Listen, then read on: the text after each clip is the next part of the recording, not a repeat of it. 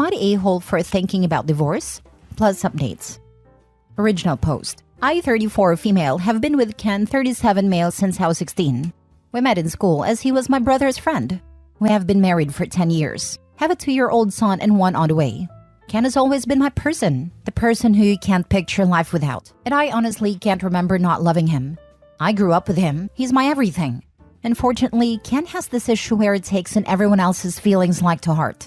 I'm not saying it's a bad thing. However, recently his best friend of 20 years has just found out that his wife has been cheating on him and none of the children are his. Obviously, his friend is devastated and is staying in our guest room. He's a nice guy, just life has him down right now. He started a process of divorce. The more time Ken spends with his friend, the more depressed he's become and distant. Our mornings used to start where I would wake up at 6 a.m. with our son, make breakfast. Then about 8 a.m. I could wake Ken up with a coffee and some breakfast before going to drop little one off at nursery and go to work. Ken works from home most days, only going into the office on a Monday. So I'd give him his coffee, he'd give me a kiss, and then I'd go off in my happy little way. Then I'd finish work, get our son, and go home where Ken would be making tea. I'd clean up after, whilst he was bathing our son and putting him to bed. I thought this was life. It might sound boring to some, but it was my life, and I loved it. Our house was filled with love. We would spend our nights cuddling, talking, watching a movie. Date night once a month. We would take our son out together on a Saturday and then Sunday go visit family or have friends over. You get the picture. I'm rambling. Sorry. Anyway, for the past month, things have been changing. Ken is more depressed. I make him a coffee in the morning and just get a mumbled thanks. I'd come home from work and a friend and him would be in the living room watching sports. I'm now making tea, bathing our son, and neither of them will barely talk to me. We don't go out on the weekend together, and I feel like a single parent. I've tried to talk to Ken about it all, but I get one-worded answers. Then he stays up till about 1 a.m., which I know is not super late, but I'm passed out by then. I'm exhausted, alone, and pregnant. I miss my husband. Yesterday I came home from work, and you know when something just doesn't feel right? Well, I went to find Ken to see what he was doing, as his friend wasn't in the house but Ken's car was. He was in his office looking up DNA kits for our son. I asked him why, and his response was, well, I just want to make sure all the kids are mine before I continue looking after them, as I'm not a free childcare. This broke me. When I say I'm devastated, it's an understatement. But if he thinks that I've cheated on him, then surely the trust is gone. Is there any going back? Am I just being pregnant and hormonal? Would I be extreme for looking for a divorce? I could put the papers in the envelope with the results from the DNA test. I think I'm gonna go cry in bed now. Had to take the day off work because I feel like I've just been gut punched. Now for the top comments before reading the updates. I think the friend needs to move out. Maybe go to couples therapy together and go from there. I'm so sorry you're going through this. I don't think you are just being pregnant and hormonal. I'd say individual therapy first. Clearly the husband has something along the lines of enmeshment issues, which needed to be fixed. Your husband's feelings are being fed from his friend. Working from home a lot disconnects you from being social, and the only social activity he gets is depression from his friend. This friend has to go, and once he does, you two can work on getting back on track the way you were. You really need to explain this to him and he should understand. These are all actions of the other person, not your husband, if that makes sense. Get through this and you two can be that much stronger. But as long as this other person is around, I feel it will only get worse. Good luck. Misery loves company. His friend is miserable and projecting his toxicity in your husband. You need to talk to his friend and ask him to leave ASAP, as he is causing issues for your own marriage, and he has your husband questioning if his son is actually his. This friend is toxic and has been whispering in your husband's ear, sabotaging your marriage and family out of bitterness from what his wife did. If your husband kicks off at you for asking his friend to leave, then serve him divorce papers with paternity test results showing the kids are his, and tell him he has lost his family because he chose to listen to his a-hole bitter friend. Not just ask him to leave, throw his stuff to the curb. He's convinced your husband you're sleeping with other people. I'd be scorched earth. It's about your honor and your peaceful marriage, but it has also cost your children the love of their father. Definitely couples counseling after you get rid of this guy, with your husband understanding this is a divorceable offense. Now for the first update. Hello Reddit. Well, after my post earlier this afternoon, I cried, then read all your lovely comments and I couldn't be more grateful. I think posting about it here really helps for some reason. Weird how telling complete strangers that I'm struggling with life seems to help. So I think after my pity party, which couldn't last long due to being a parent, I called my stepmom and dad. My mom died when I was 10. They are coming to stay with me on Friday. Crying on the phone helped, although I'm not really sure they could truly understand a word of what I was saying. I've spoken to Ken, well, more like spoke at Ken, telling him that his friend has till Thursday to leave. I'm not a monster and can't just tell him to leave at a drop of a hat. I've also told Ken he needs to leave too. Whilst, yes, I could go to my dad's house, I don't want to disrupt my little one more than needed, and all the things for my baby's here too. Especially as I'm 8 months along, it just seems stupid for me to be the one to leave. I've made it a point of not pointing out it's my house either. I'm trying to be common sensible. I'm not 100% sure Ken listened, but I did message his sister, who is a force to be reckoned with, and she said she'll make sure he's gone by Thursday night. Things I've told Ken I want is yes, he can have the DNA test, but I will be damned if I don't want to do it. He can also have one for the baby, as I have nothing to hide. I know that some people have questioned why I'm so against it. Let me make something clear. I would never cheat, because as I said in my last post, Ken is, or was, I don't know, my person. He's the only man I've ever been with, so that isn't any concern of mine. I'm just hurt that he wants one, because clearly he doesn't trust me. So things I want him to have the DNA tests, mainly so I can make him eat the results. Not literally, I'm just venting. I'm also going to suggest couples therapy. I already see one due to losing my mom and my little sister in a car crash when I was little. I want to suggest he sees one alone, but you can lead a horse to water but can't make him drink it. I don't want to force him to do anything he doesn't want to do. I want him to maintain contact with our son. Yes, he doesn't believe he's the father right now, but that's no reason he should neglect him as he's his, and I don't want to upset my son. Yeah, he's only 2, but still he deserves all the love from both his parents. He's done nothing wrong. Then obviously this one when he or she comes along. Still not sure about the state of my marriage, but even if divorce is what happens, I need to be able to get through to him so he can be the father he was. Am I going insane? Do I sound insane? I don't know why writing here helps so much. Thanks, Reddit. I want an update after Ken's sister rips him a new you-know-what.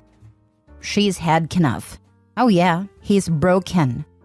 Jesus Christ, the husband just willy-nilly imploding his family based on nothing. And I feel for the friend whose entire life was upended. But I hope he realizes he's had a hand in destroying an innocent family who were helping him too.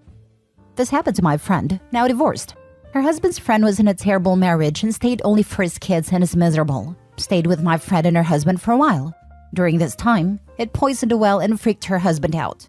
He refused to have babies because he was so afraid of becoming like his friend. Then everything was, my friend this, my friend has this, and he up and packed and left her and was like, I don't know if I can do this. No problems at all, planning to have kids, been together for a long time. Just was with his friend, and didn't want to be in a situation even though they have been planning for a family, and were always happy until that guy came around. Super sad. Your friend dodged a bullet. Scratch that, she dodged a missile. A well-forged piece of metal doesn't snap the first time it's tested. The man wasn't trustworthy and unable to give trust. Why would your friend want to stay married to and have children with someone flaky like that? Of course, the process of divorce is painful, but it was a blessing she found out when she did, rather than years later. I have a good friend who wasn't so fortunate. By the time she found out what a worm her husband was, she was almost past the age of having kids. I actually grew up with him and was his friend, but I don't speak to him after the way he acted, and she and I are still good friends. She doesn't have any kids and she really wanted to be a mom. She gave him her youth, and he squandered it by doing a bunch of dishonorable things I won't detail here. I hope your friend finds an emotionally mature and healthy guy, gets married again, and has the family she wants. Second update. Following my 2 other posts, I will answer some questions. Yes, it is my house. It was left to me when my mom died. I've lived here all my life. I didn't move out because I have a child and one on the way, so why should I be the one to leave? I get that some people believe I was the a-hole for asking him to leave, but as I was heavily pregnant, have a toddler, and it's my house, I wasn't about to leave. Yes, he could have stayed, but have you tried living with someone who just wants to argue or just not talk? I'd prefer my child not to live in that environment, thank you. At the end of the day, I'm a mother first, and a wife second. If you think that's harsh, then I don't know what to tell you. My children come first, end of. Well, Ken's friend did leave the day I told him he had till Thursday. He wasn't happy about it and shouted some insults at me, which was amazing. Ken's sister came and picked up Ken. I wish I could tell you what she said, but she didn't say anything in front of me. Just kept giving Ken death stares. We did get a DNA test for a little one and Ken is the father, obviously. Ken somehow thinks I've intercepted the results even though I wasn't the one that did it. I wasn't the one that got handed the results, etc., so he's clearly lost his mind. My dad came over and whilst I was making tea, my waters broke. My little girl is here. She's healthy and happy. She was 9 pounds 8 ounces, so no concern of anything with her. I'm now a mom of 2. I'm home now and Ken has been able to see his baby girl, although as she's not had a DNA test, he disagrees with her being his because his family doesn't have many girls. Yet he has a sister, so I just rolled my eyes. I don't really know where to go from here. Ken is refusing therapy. He says there's nothing wrong with him or his brain. I beg to differ. He wants to get another DNA test for our boy but won't tell me when or where so I can't interfere. Maybe one day he will come to his senses. My dad and stepmom are staying with me for a while to help me with the babies. I'd like to say I'm okay, but honestly my emotions are all over the show. I don't know which way is up. Ken's sister visits the babies and we have an unspoken rule that we don't speak about Ken, apart from when our son asks about him. I wish it was the kind of update where he got the results, seen how much of an idiot he's been, and we move on. But sadly, that's not the case. I can't dwell on it too much. Just take things one day at a time. I do miss my person and worry that he's missing out on his baby girl's life already, which if I think about too much, I will just sit and cry. But I don't have time for that. As always, thanks for listening to my rant. I might update if anything else happens in my life. Right now, I'm still left wondering if I'm doing the right thing here. Is there anything I could do differently? Why are my kids so hard for him to accept all of a sudden? Now for more advice before the last update. I think he's either projecting or having a mental breakdown. It's gotta be one or the other. And tell his sister to tell him to get help or it's over. And make it clear that if he doesn't go to therapy/counseling or whatever, that a divorce is imminent. I'm leaning towards it being a total mental breakdown and his friend egged it on. I can't imagine what would cause such a sudden switch in personality otherwise. I think he is now in denial because he wants to not be the father. Otherwise, he screwed up his whole life for nothing. And that would be more dangerous to him than being depressed because his wife cheated, but at least be validated. But also, is it possible to have DNA results in 4 days? Yes, if you're just wanting at-home DNA testing and it isn't for a court case, etc. Private companies can do it in 3 to 5 days. Most likely he's projecting. Every thief thinks that others are of his condition. Another thing, if he uses the thing about girls, attack with it. The next time he says that there are no girls in his family or many girls, tell him that in that case, his mother cheated on his father, or he thinks that his sister was brought by the stork. Do whatever is necessary legally to ensure daddy is supporting the kids financially. Do not let him off the hook. Now for the last update. Hello again, Reddit. Things have been bizarre, but now I have closure. I know what's happened to my marriage. I know what scum Ken really is. He's not my person and never truly was. So now I just want to divorce him, cut my losses, and move on with my life. I'm still at home with my babies settling into motherhood. My dad and stepmom are still here, but they will be leaving soon once I'm more emotionally stable. To say I'm okay would be a lie, but now I know what I need to do. I have some sort of closure with Ken. I know what happened with him and I know that is not my fault. Turns out Ken was having an affair and has a baby on the way. Even typing that makes me want to throw up. I found this out when a visibly pregnant lady just knocked on my door and asked me when I would be leaving the house as it's Ken's house. When I say this confused the crap out of me, I mean it. I talked to this woman for a while to try to work out what she was talking about. It turns out that she's Ken's side piece. Well, technically in her head, she's his fiancé. A month ago, Ken got down on one knee and proposed her in my freaking kitchen. Classy, right? So they have been seeing each other for a while. She's having his baby. She believes I'm the ex-wife who Ken is letting stay in his house till I get on my feet. We apparently broke up a few years ago, and none of my kids are Ken's. When I go to work in the mornings, Ken goes to her house and works from there. They were waiting for marriage to move in together. How are you trying to marry someone when you are already married? Freaking weirdo. I asked for proof of all this. She has pictures of them together. Apparently, she has a lonely fans account that they make content together. Vomit. I told her we are still married and explained everything to her. I'm not sure what she's going to do, but hey, not my circus, not my monkey. Now I want a divorce. Is it true that once you talk to a solicitor about divorce, they can't represent the person you divorce? I want to go around our town and meet with as many solicitors as possible as the first hour is free, so that he has a very hard time getting representation? Is that too petty? The house is in my name only and is protected, so there is no way he can take it. I have all my money, and we do have a joint account, but that's just what we put our share of household bills in. I haven't spoken directly with Ken. His family have completely cut him off and has been kicked out of his sister's house. All those people that was concerned about him having tumor or something wrong with his brain, I really don't think that's the case. I think his actions just caught up to him as his lies were going to come out once his baby was born. I think that's what happened. He got backed into a corner and tried to fight his way out. Through divorce process, I will get the court to do DNA testing so he has proof for both, even if it chooses to not believe it. I'm mentally exhausted from all of this and sat wondering how I didn't notice. Might have to go for an eye test.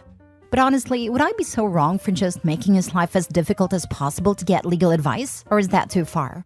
I want him to suffer. Everyone knows that family law judges love it when you deliberately complicate the process out of spite for your soon-to-be ex. It's basically their favorite thing. It's also just a bad idea, even if you don't take that into account. But yes, this is an easy way to tick off a judge. OP wants to be divorced at this point. Make it so that ex can't find representation in the area just makes the divorce take longer and cost more money. It may make sense as a strategy to block your ex from one or two particular attorneys/firms, though I won't comment on the ethics or morality of doing that, but it doesn't make any sense to try and block them from everyone. This is like the 10th story where the affair partner shows up to take the house that isn't even the cheaters to begin with. I used to own a house that I let my friends, or friends of friends, rent rooms from me while I also lived there. Some stayed for a year, some only months. Multiple people would lie to whoever they were dating at a time and tell them they owned a place. Blew my mind when it happened the first time. By the third and fourth time, I wasn't even fazed by it. For real, it's weird how people have this compulsion to lie about owning a home. I bought a house, and my now ex-boyfriend moved in with me. His credit was terrible and we couldn't get an apartment together. So I decided if I was going to be liable for everything, then I would buy. After I broke up with him and kicked him out, a friend/coworker came to me and was clearly struggling to tell me something.